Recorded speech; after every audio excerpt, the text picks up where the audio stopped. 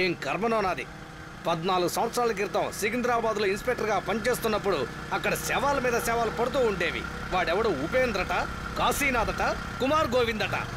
వీళ్ళందరూ వచ్చి పిల్లల పిక్చర్లు తీసేవాళ్ళు.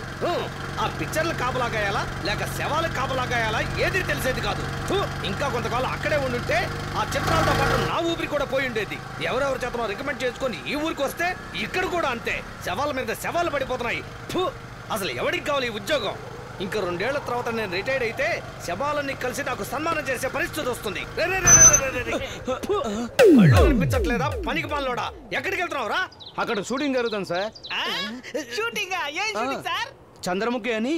సార్ చంద్రముఖి అంటే దయ్యం కదా సార్? అదే సార్. రారా ఈ దెయ్యాలు ఎందుకో పని కట్టుకుని మన వెంటే పడుతున్నాయి.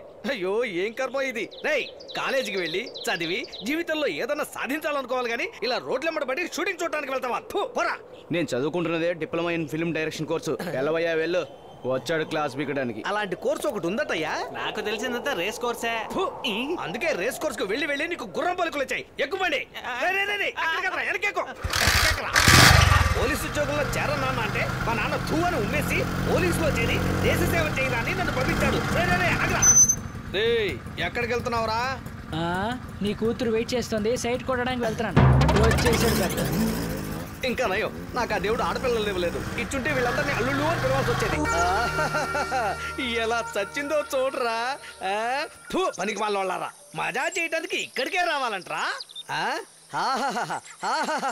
గాంధీజీ దేశ సేవ చేయడానికి దండి యాత్రకి వెళ్ళినట్టు గుంపులు గుంపులుగా వచ్చారు కదరా.